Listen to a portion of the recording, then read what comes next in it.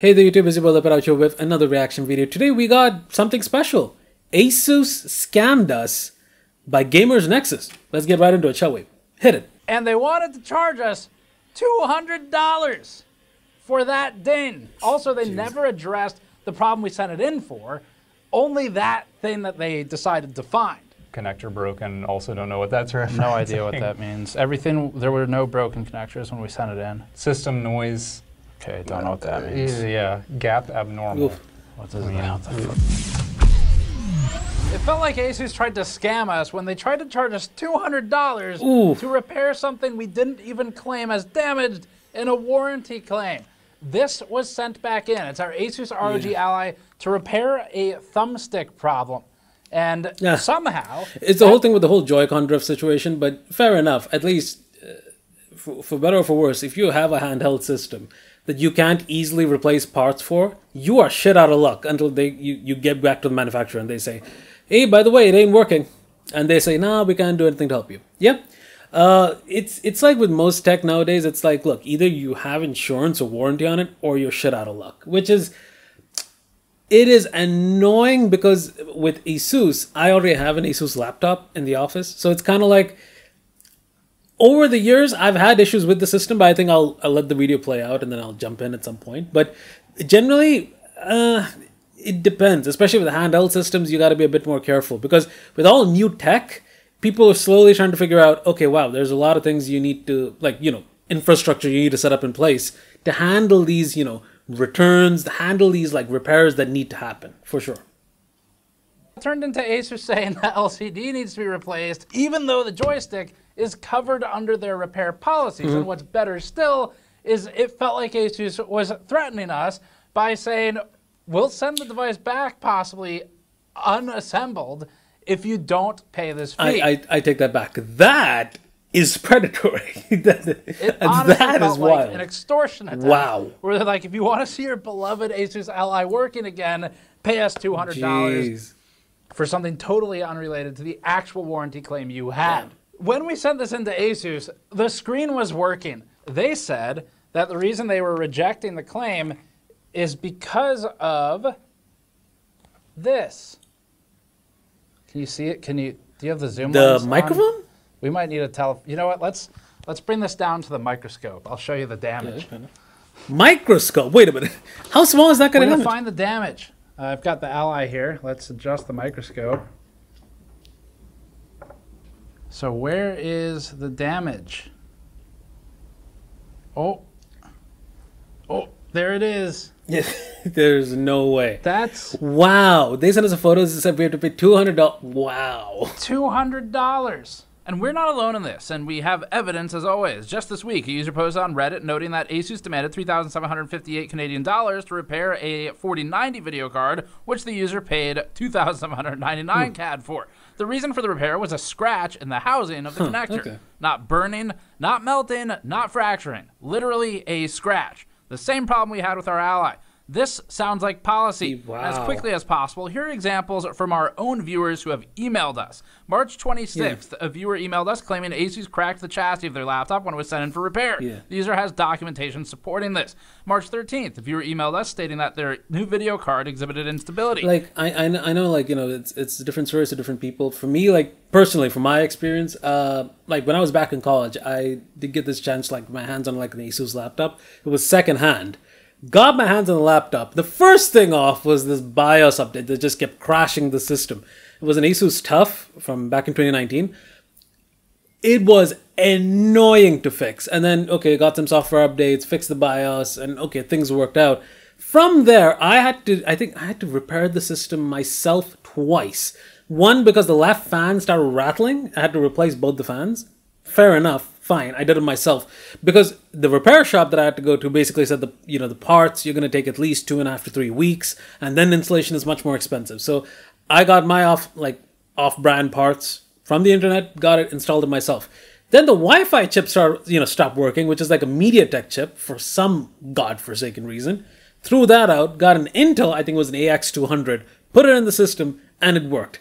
The fact that I had to do the repairs myself on my system was what annoyed me. But I was like, okay, at least, like, I understand. At least I could take apart the laptop, replace the parts I need to replace, put it together, and still have the system working. And granted, this is a system, like it's a gaming laptop back in 2019. It's still running to this day, like solid, 24/7, like handling a lot of server-side stuff. So it is doing a lot of things. But the fact is, when you get smaller, more portable systems that you can take apart, your repair prices for the repairs you can do yourself is frustrating, bruh.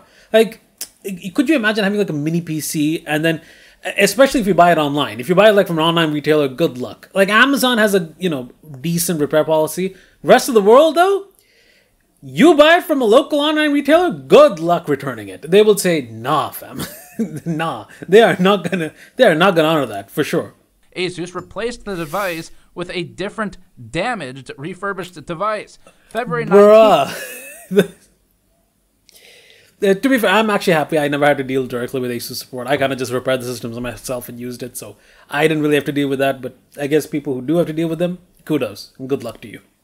A viewer emailed us where ASUS rejected a motherboard RMA for quote-unquote customer-induced damage. The user believes ASUS damaged the board. Very first, the user emailed us telling us about an ASUS RMA for a motherboard which ASUS remotely diagnosed as having memory issues. ASUS later quoted the user $190 for the repair of the $210 motherboard, citing quote-unquote physical damage after previously diagnosing a memory issue. December 21st, the user emailed us telling us about how their laptop was stuck in RMA hell for over a month. December 7th, a user emailed us where ASUS quoted them $2,658 to repair a laptop. The laptop is one of ASUS's special ones that ships with liquid metal pre-installed by ASUS. The liquid metal leaked. The user states they never opened the system, and ASUS denied the claim and demanded money to fix it. And we have at least 100 of these. What's more devious about that is the only way you can get to check if the liquid metal melted is by taking the system apart. And ASUS is probably going to stick with, nah, but you took the system apart to find the problems, hence you were part of the problem. And they're going to stick with that with their guns, for sure.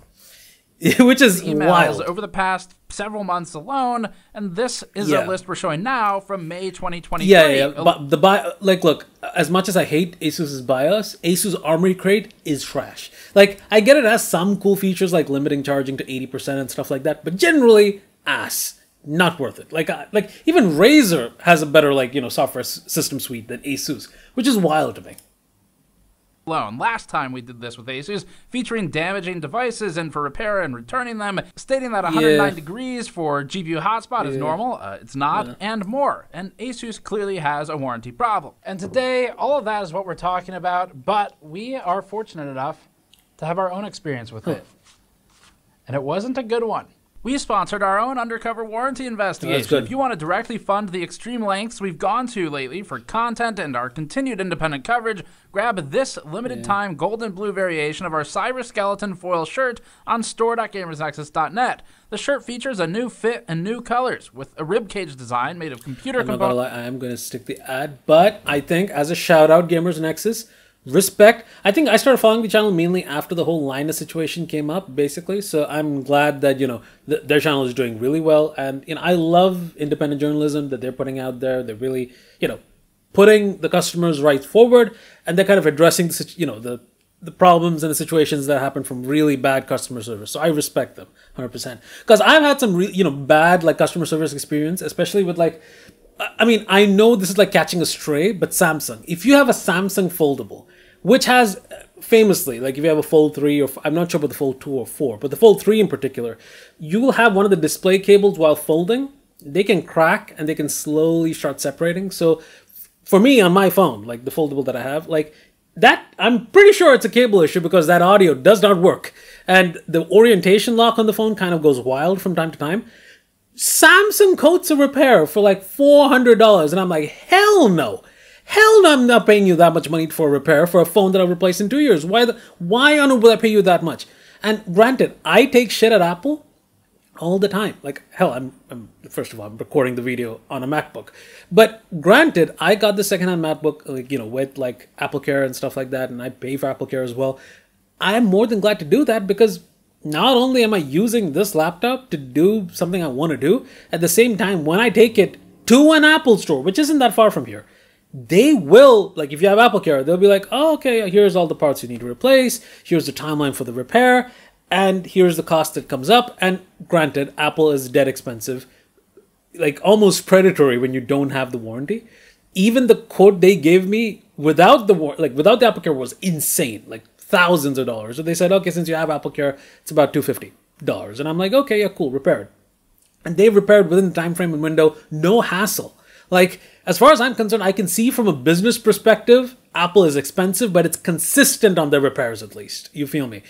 I look at Samsung and all the other vendors out there, I'm like, bro, like even ASUS, if I give my system to them, there's no guarantee it's going to come back. So I can see from a business perspective, Apple is doing the Apple way of saying, we care to business customers, like even schools and institutions would prefer Apple in that case, because at least you know your system will be repaired or replaced if it's under warranty. You feel me? So that's just, it's just my take on it, man. Like ASUS in particular, nah. Like I can see that their customer care is bad, at least compared to HP and Dell. HP and Dell at least try to repair it, fair enough, but not necessarily ASUS or even. I mean, I've had bad experiences with Acer in particular as well, so I'm not sure if it's just the Taiwanese brands in particular, maybe, but, you know, it is what it is. So now 1 year later, almost exactly, since we last talked about ASUS's issues with its motherboards at the time, and then its warranty practices stemming from all of that, where we had attorney Vincent Augusta on the show to talk about some of his interpretation of it, we are back to blow the doors back open about what it's like to really be a customer of ASUS. This is our ASUS ROG Ally Z1 Extreme. We've had it for about just under 1 year, actually, and we've bought two of these now. The other was the non-Extreme device. In just 1 year since purchasing, our Z1 Extreme has had the following issues. The micro SD card slot never worked and seemingly burned itself out. The left joystick on the X-axis stopped working and began drifting. Which you can see. These are clearly first-gen problems with the device as well. Like, this is clearly the first attempt at making the device, and they're going to learn from this, fair enough. That being said, it's not acceptable for a production unit. Just me saying it. They should have had quality checks on this design. Desktop. And the battery has already lost 8% of its lifespan in just 1 year of extremely lightweight use. That's a lot of problems in 1 year, and two of those are inarguably not our fault. In fact, they are so not our fault that ASUS has made fixes for them part of their explicit warranty coverage. So anyway, we sent the Ally in. It's the good old, we promise you will repair it, but if we find something else that isn't related to that repair, which may have caused that problem, we're going to deny you the repair strat. Yeah, I've seen that before. Before we did, because it seems like hundreds of you have complained to us about having similar issues, we decided to carefully photograph and document every single corner of our device. Very good call. And also get the internals of it documented. In addition to super high resolution photos, we also took microscope shots of the PCBs, the connectors, we logged the level of stripping on the screw heads, and we logged any damage of our own to the plastics. We also removed our SSD, because our advice to anybody sending a device in for repair of any kind is to remove the drives. This was also a good test of ASUS's processes and competence. Here's the timeline. First, we filed an RMA for the defective thumbstick, and this part is critical. We did this anonymously. They didn't know who we were. We're just a normal customer. Good call as well. And we also did not tell them about our broken micro SD card slot, which, again, as a reminder, that is an ASUS problem, not an us problem. So that's important to this story because we wanted ASUS to discover it on their own if they were going to discover it. Here's how all this went down. First, we did some troubleshooting locally and swapped the thumbstick between our Z1 Non-Extreme and our Z1 Extreme. We found that this fixed the issue, indicating a defect in the PCB or the stick itself, so that's an easy repair for them. We then swapped it back to the original state, and our issue matched this one described on Reddit. On April 8th, we contacted ASUS customer support. We told them only that the left stick doesn't work. Here's our exact RMA form. Patrick filled this out. I asked him to pretend to be a relatively uninformed customer who only knows enough to know that the joystick isn't working right. This is part of our normal testing for warranties. So rather than acting as patient and well-informed customers, leading them to the answer, we act as an uninformed user who is normally patient at first, but becomes frustrated as the company genuinely becomes frustrating to deal with, because that seems fair. So that's our process. And normally our view is if the company can survive that, it's kind of like a thermal torture test. It's like if it can pass this test, it can pass anything. And we just keep the bar as long as it's sort of reasonable but frustrated. That's the max we'll dial it up to these days for these tests. Now, ASUS which I think is a really good philosophy to approach, which is basically like, look, you don't want to tell them you know everything, and you don't want to tell them like, oh, by the way, you should know who I am. Kind of, that's great. Like having an approach where you're coming up as like a normal customer is good. I think the practice is good. So I think if they see that you're not as informed, gets you a little bit more better judgment on how they treat regular customers. I think that's great. That's good.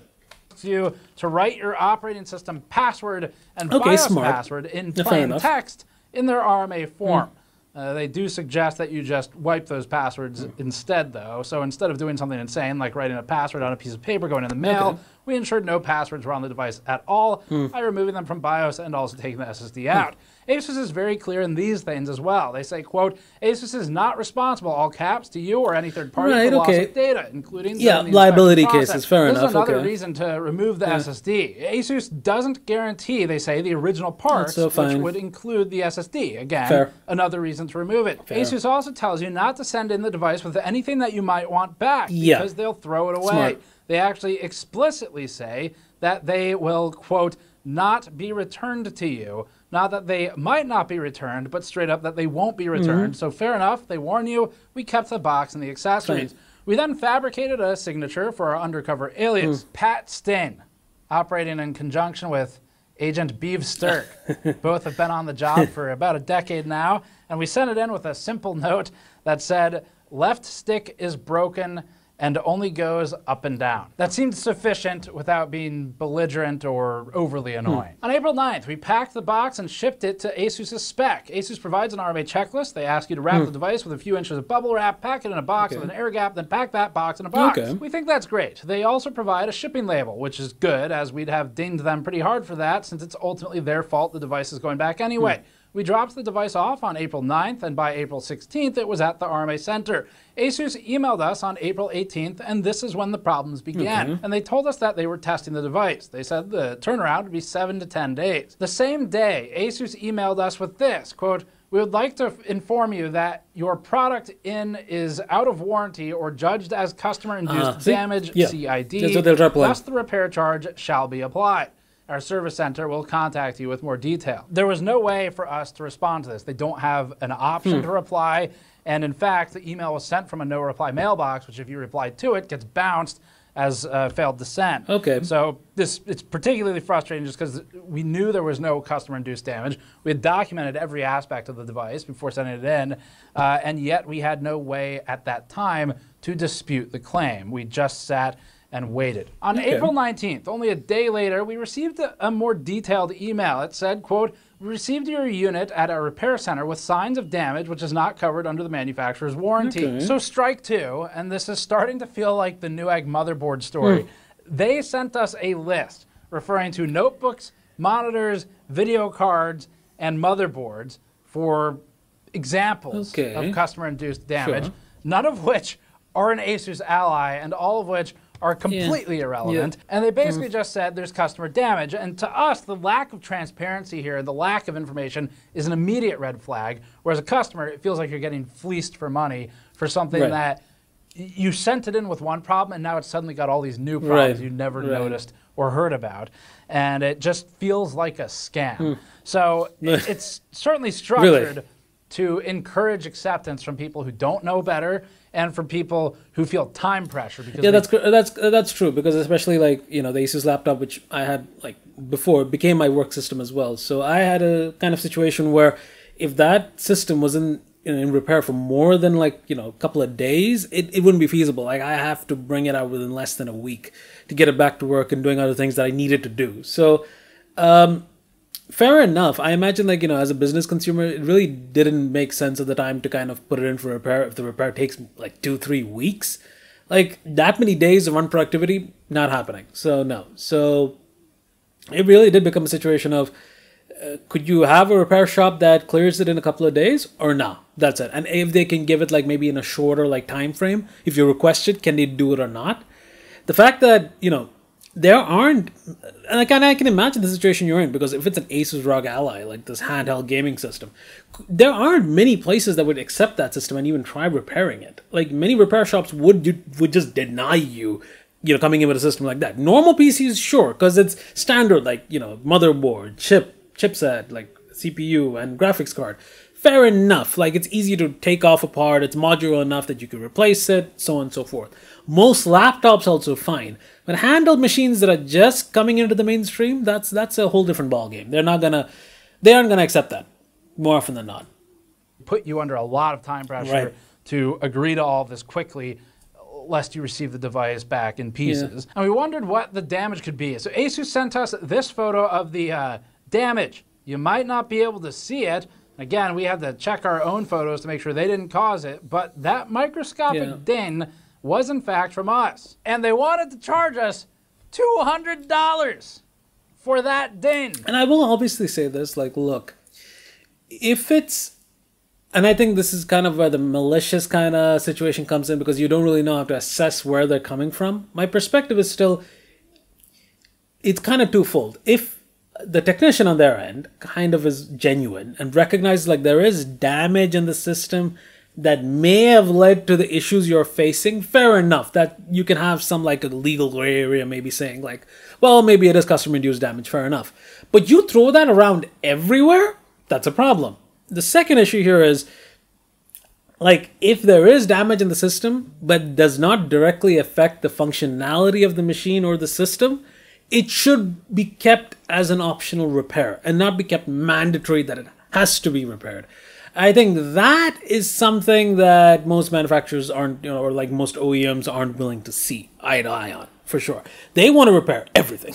I think from their perspective, it's kind of like they don't want a situation tomorrow where you have a system and that small crack develops into a bigger crack. They don't want you going and saying, oh, but look at this, I sent this in for repair, got it back, and then this crack developed. So they did something wrong. So I can see that angle, but it really isn't justifiable to kind of just put the repair on the customer immediately. $200 for like small spots? That's wild, bro. That's wild. We didn't even ask them to fix that part. We didn't even notice that part. That's how small it was. Also, they never addressed the problem we sent it in for, only that thing that they decided to find. To us, in combination with the emails from our viewers and with the recent story about that video card with the insane charge related to a similar problem, it feels like an intentional attempt or a policy to mislead the customers into a position where they'll pay for a service they don't need. Fair. And you're really stuck if you don't know what you're doing as a customer, and if you're not willing or not sure you can stand up for yourself, because they're trying to sell an unneeded fix. Right. And if ASUS is worried about losing money on every Ally because they have to replace and they're trying to make some money up maybe and 2 thumbsticks, allegedly, then maybe this would be a way to help cover the cost. We don't know their motives, allegedly, but if I were to try and think through reasons why you would do this, that'd be the first one I would assume. Now, back to the email, nowhere in it did ASUS say it would fix the thumbstick for which we sent the device in. The best part is that in the background of ASUS's own photo of damage, our own RMA form can be seen with the words detailing the completely unaddressed thumbstick issue. ASUS said the quote was delivered for an LCD module replacement at $98.53. Labor for that was $60, and shipping was $20. Because now they're paying technicians out there $60 an hour. Damn, bro. Holy shit. And there's customer-induced damage, which means that they can try and scam us out of another $20 for shipping instead of being forced to eat the cost for their own stick defect. That started this whole thing. So that's a clever way to avoid pay. Guaranteed, as much as I think I don't really think it's ASUS in the local markets that are repairing it. I could be wrong. It's branded as an ASUS repair, but it's more likely it's going to a third-party repair shop that they're kind of like contracting to do the repair, is my guess still. And the shipping cost, there's some tax in there too, totaling $191.47. At this stage, they finally gave us the option to pay, reject, or dispute, and once again, nowhere in there did it mention the original issue or the micro SD card issue that we knew existed but wasn't disclosed. Quote, please be advised that if payment is not received for repairs to the unit will be sent back unrepaired and may be disassembled. Yeah, see, that is malicious, in my opinion. I think Louis Rossman, shout out, I'll put the channel in the description. Great guy, like, huge proponent for, freedom for right to repair, mad respect. And I think that is a fair assessment, because if you go to a repair shop and they take apart the device and they say, oh, look, I see the problem, and you say, oh, but that's going to cost too much, I don't want to repair it, at the very least, you would expect the repair shop to have the courtesy to put the device they took apart back together and then return it to you and saying, well, we didn't do anything there. At least that is common courtesy. The fact that a manufacturer doesn't even have common courtesy to do that is not only disrespectful to the customer, but also puts me in a position to say, well, why would I trust you or buy products or services from you if you treat your customers like shit? Like, fair assessment. The liquid damage may prevent our repair team from reassembling the unit for return. Fair. Where did the liquid damage come? That came out of I feel nowhere. like that could just be like a common statement that they should amend. They shouldn't be putting that in emails. It might confuse people. Unless the repair technicians are drinking a little bit while they're working on it, that would actually explain a lot. Yeah. That might explain most of this. But we'd assume that the liquid damage thing is part of some form email that they just send to anyone. Okay. But that doesn't make it okay. It states the liquid damage in a very matter-of-fact way. Okay. And we think that is manipulative and accusatory. Yeah. And this entire email reads to me like, if you ever want to see your ally again, pay us. You want to see your ally again, see? It's the whole mob situation. And it's like, well, yeah, of course they're holding the device hostage. They want you to pay for it. Wait, do I think it's legal? No. Do I think should they be doing it? No. Are they going to do it? Yes. It's just exactly the situation. We'll throw it through the window. It's just hilarious in my mind. Next time. Yeah. So The Godfather, I think that's what that was. Now, we have a number of legal questions about this, and so I connected with Louis Rossman to ask if he knew anyone who could And shout out, Louis Rossman has a video on his channel as well. I'll put that in the description as well, because I think, like, look, I do reactions, but I feel personally connected and attached to this scenario and situation, because repairs should be better, okay? Doesn't matter who you are in the spectrum, I think we can all agree, repairs should be better, okay? I think we all agree on that. And to educate the audience on your rights as a consumer for warranties. Magnuson Moss, for example, is one of the commonly cited acts, and what else you might be able to do. I don't know if Gamers Nexus is in U.S. or Canada. Or are they Australian? I really don't know. It sounds probably like U.S. or Canada. This, and it'll be a pretty interesting one. But for now, we need to finish these emails. So, in the meantime, the rest of ASUS's email said this, quote, please note that if no action is taken with this quotation, your product will be returned to you unrepaired after 5 business days from the invoice date, end quote. However, ASUS also says that acceptance of the quote is required in 3 days and that the quote is only valid for 4 days. This creates intense pressure for the customer to accept. But first of all, I think that is... I really don't know how to say this. They might have KPIs or some form of performance indicator to basically say you want to complete the repairs as soon as possible, that they might put 3 business days. But the thing is, I think, rushing it for 3 days, and most likely, let's say you get the mail on a Monday, you are not going to respond within the 3 working days you have in the office. You come back, you're dead tired. You really don't have time to kind of just say, oh shit, is it a week? Can we at least wait till the weekend to kind of put this out there? And and this is coming from me, like someone who is, working in business. It really comes down to most proposals you put out there valid for around 30 to 60 days. I think they might have like a KPI telling them to do it within a 7 to 14 day period. So they might want to, like, I think it's allegedly, they might have like some bonuses for the quicker the repair, that they're closing out each ticket probably. Because, I think every repair company, especially ASUS or any contracting company for repairs, they might have again, allegedly, might have a period of say, the more number of repairs you do within a period, you're paid that much kind of a deal going on. Not necessarily contracted per man hour. I'm not really sure how that'll work. But if they have that kind of a deal or like a contract going on, it would make sense, in my mind at least. Because delays could result in a disassembled box of scrap being returned. That is out of line. ASUS that is also out of pocket, doesn't honestly. even guarantee it'll work. They say, quote, any out-of-warranty repair fee prescribed by ASUS and accepted by the customer is non-refundable and does not guarantee that repairs can be made. That's when you make contracts, especially like in business, you have a concept called good faith, which is basically like, look, I get it. People in business are trying to screw you over one business to another business. But more often than not, if businesses have like a like-minded goal, they want to go towards, a common direction of something they want to work together on, they have the good faith clause, which is basically like, you don't necessarily try screwing over the other person at every chance they get. This is very clearly not in good faith. That is obvious from the way they're acting. Continuing the timeline, we didn't respond for a few days. On April 22nd, we received a reminder that the invoice has been outstanding for 2 days now. ASUS again warns that the device will be returned unrepaired if we don't respond within 5 total days, even though the device has defects that ASUS caused with its own component choices. There is no presented option to reject the unnecessary paid-for repair and accept only a free repair covered under their own explicit policy. Fortunately, because their warranty policy is written and they are contradicting themselves, customers have some pretty substantial legal ammunition to be used against ASUS, and we'll talk about that more in a little bit. On April 22nd, we issued an RMA dispute. The dispute only allows 100 characters, so you really don't have much room to defend your case. We tried to send more detail, but a 100-character limit is pretty strict. To fully test ASUS, our dispute was written with the tone of a frustrated, uninformed customer, so it's intentional to read like this. And we accused ASUS of breaking our screen because their quote indicated a screen replacement. You should have an option for them to call you or at least talk to you, at least, in my opinion, at least. But despite us sending it in with a functioning screen. The same day, ASUS responded to the dispute with this, quote, our service team found case dent on your unit. The screen works fine. However, in order to replace the dent case, the whole LCD but it's not even a requirement. Needs to be replaced as it is directly connected to the case. They are a whole part. Physical damage is excluded from the standard warranty coverage. If you would like to proceed first of all, I call bullshit on that statement right there, but that's just me. Service, payment is required. Or we can proceed warranty repair for card reader joystick issue only and ignore the dent if you do not care about. End quote. On April 24th, we sent another frustrated email in reply and rejected the screen replacement.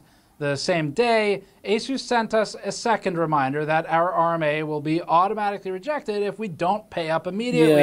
This is just coughing up money, bro. We filed didn't pause the process of rejecting the RMA because it hadn't been paid for yet is insane. It's manipulative, it is overbearing, and it applies a huge amount of pressure to a legitimate customer to capitulate and pay lest they risk receiving a device unrepaired and potentially disassembled. Which is insane. 10 days in, ASUS finally answers our question we've had this whole time. They say they'll repair the joystick and confirm that it doesn't require payment. They say, quote, we have reached out to our repair team to request partial repairs, ignoring the case dent, end quote. After ASUS told us this, we received another email that states this, quote, we received your service cancellation on your pending repair. We will proceed with returning. That'll almost scare you to the extent like, oh shit, did they actually cancel the whole repair or they're going to take it under warranty? It really begs that question. So these systems kind of need to be revamped a bit slightly because I don't think any customer appreciates this for sure. Unit to you unrepaired, end quote. And you would think the customer satisfaction survey that comes after this would reflect the fact that they are not happy with this, with the service you're giving them, but clearly they might have some selective hearing problems. Number that they showed in this email was the only one we were ever issued. There were not separate RMA numbers for the out of warranty and in warranty repairs. It's now unclear to us as customers what the hell ASUS is even going to do at this point. It's Schrodinger's RMA. The device is both repaired and at the same time, as long as you don't open the box. We ignored that email and we replied to the one prior that told us they'd fix the joystick. We replied with a simple okay, as there was no call to action and no questions. The next day, ASUS said this, quote, our team has indicated that they are able to proceed with the repairs of your product and ignore the cosmetic issues. As such, we discarded the quotation and you will receive a system-generated cancellation response, which should be ignored as repairs will resume. Now, as a reminder, this came after they sent that response, so we were in a period of confusion for about a day. Finally, on April 26th, ASUS says it generated a shipping label for return. We're still not sure if they fixed anything at this point. April 29th, yeah, they should tell you what they fixed as well. May 4th, fair enough. It's delivered to us. ASUS provided this hard copy of the repair report. There was no online version of this made available to us, which means that this is the first time in the entire process we have any indication as to what ASUS actually did. And here's a quick clip of me and Patrick trying to decipher what it means. So problems can't detect memory card. That's an issue we had. I don't think we ever told them about that. But that's actually good. So they have like some kind of a system that automatically checks everything on their device, which is great. So it's a proprietary system of some kind of like a check system, basically. Okay, good thing they have those things in place. So they'll tell you what they need to do there. Okay, that's good. That's good. I would appreciate if they would have just given a copy of that in the mail and basically said, we're proceeding with these repairs. It would have been nice. Connector broken. Also don't know what that's referencing. No idea what that means. Everything, there were no broken connectors when we sent it in. Mechanical assembly. Either that or allegedly they might have the contracting company just making up small problems to get a little bit more moolah from ASUS, probably. Allegedly, I don't know for sure, but that is more, I'm leaning more towards in that case, probably. Problem. Maybe the thumbstick. System noise Okay, don't know what that means. Yeah, gap abnormal. We had taken it apart before, so. Yeah, but that was, I don't think I've like ever been more careful with a disassembly. And then action, so they say tape for system noise. Tape. Wait, System okay, noise. Mylar. Tape. Okay, we'll inspect that. Mylar, and then gap mechanical. abnormal, mechanical, Mylar for assembly problem. And for the assembly problem, they exchange. Oh, wow. The Exchange parts. parts. Then they have I/O board for connector broken, con for connector broken. This whole thing's a con, and then main board for can't detect memory card. Wait, what the fuck? So all of these are the in warranty repairs that were done. Because they have a note here that we denied the screen replacement. Yes, we denied the unnecessary screen That's replacement. good. So here's the quick recap. The motherboard, both I/O boards, and both joysticks were replaced as part of the repair. On the report, these are all marked as ECN, which we think stands probably for Engineering Change Notice. Okay. This, to us, would imply that ASUS is replacing these components as part of standard practice when any ally comes in from at least 2023. What's really unclear is that their RMA language says that it's covered for the ASUS ROG Ally, and it says parenthetically 2023. That is not a model. Only that doesn't exist. US, The only thing that exists is, sorry, some customer-induced damage, is the RC71L. There's no year signifier on it. Now, if we were to give them some leeway, maybe what they mean is manufactured in 2023. So it seems like they might be just replacing all those boards, or maybe those within a certain serial range. If that's true, it sounds like a soft recall that should have probably been turned into a real recall a long time ago, or at least done with active outreach to the customer. Now, barely more than a week ago, The Verge directly asked to ASUS, quote, has ASUS actually found a hardware fix for the faulty SD card readers? If someone RMAs their ally to ASUS this way, will they get an SD card reader that no longer fails? To which ASUS responded, quote, our commitment is to assist all customers effectively. If any user suspects they're encountering issues with their products, we encourage them to BSPR answer. They should have been a yes or no question, and they didn't really give a response to that. That is our RMA sleazy in my as opinion. needed. They can expect us to provide a suitable resolution. In other words, to translate corpo speak, no. They haven't found a solution. Depends. If they had, they would have said yes. It's really that. It's like it's as simple as an if-then statement. If the answer isn't equal to yes, it is no. It doesn't matter what they say after that. ASUS did fully repair our Ally. Good. That includes both the stick issues and the unmentioned micro SD card issue for now. We'll see if it fails again. That required replacing basically the whole system. The APU or the SoC, the Wi-Fi card, all of the VRM components, all the MOSFETs, inductors, capacitors, everything that's on the board, all of it was replaced. And it was only done after we fought them over a manipulative repair process that in the early stages of it, up until we finally got a resolution, it feels like it tries to guide customers into just accepting a $200 fee for the world's tiniest plastic divot. To replace the board and the sticks is most of the device. In fact, one of the only things they haven't replaced at this point is the screen, which is interesting because that's what they were trying to charge us to replace. Those are some expensive repairs, and if ASUS is having to do those repairs on all 2023 Allies, it may explain why the Ally X hardware that they just announced was announced at all, and why ASUS is uncomfortably squirming in a new interview with The Verge. Yeah, I think so, because if they're going to put the next generation of the product out there, and they aren't completely sure that they're not going to face the same problem again, like the Gen 1 product, they're going to be hesitant. That's fair. And while ASUS, which is good, obviously. If they're going to get customer backlash, they might as well deal with the problems that caused the customer backlash in the first place and give a better product out there, which is good. Everyone wins in that regard, obviously. They don't have to deal with extra repairs. Customers get a better product. But great. Still won't admit that the Ally's SD card reader ever had any fault, The Verge says. It tells me it's the same exact SD card reader it uses in its laptops, and says it doesn't believe any issues actually had to do with overheating.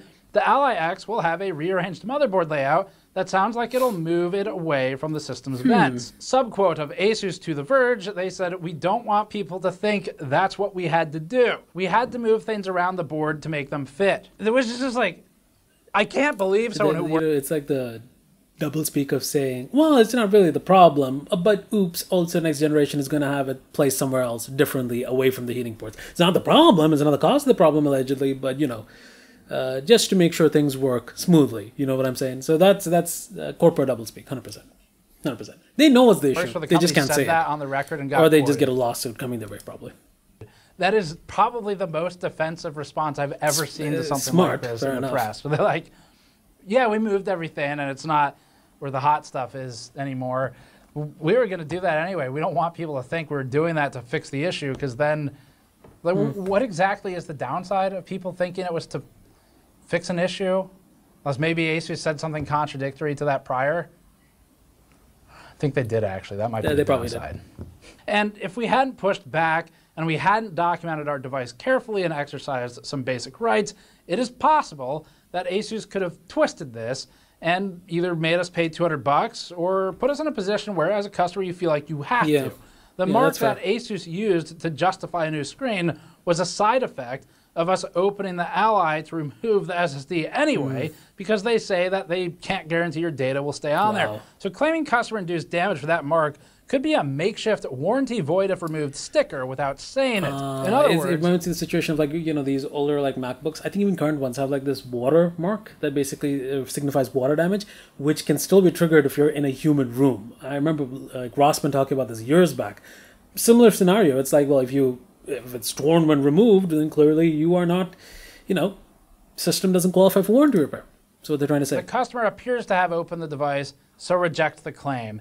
And if that's the case, that's where Rossman thinks, to quote him, it might be a bullshit way, can you tell Lewis said it, to skirt the Magnuson-Moss Act. And we'll have more about that in probably a part 2, where we're going to be speaking with some experts on the matter of all of this. But for part 1, a couple takeaways. First of all, you can file FTC complaints, I've learned. There's a way to do this. Again, I think this is more prevalent for like the American customers, the US customers, but for sure. And you know what? I think we're going well overboard the time limit, so I'm just going to cut it here. If you want to watch the full video right here, I'm going to put in the link. But basically, he's right. ASUS, most of other companies, not really good repair practices right now, and they'll only get better, hopefully. But as a customer, you should be able to put your problems and ask the company for their resolution. Otherwise, if you stay quiet, they'll take it as a form of acceptance. But that's about it. Hope you guys enjoyed the video. Like, comment, and subscribe, and I'll catch you beautiful bastards in the next one. Peace. Take care. Nice. I have to cut this video short though here. So, toodles.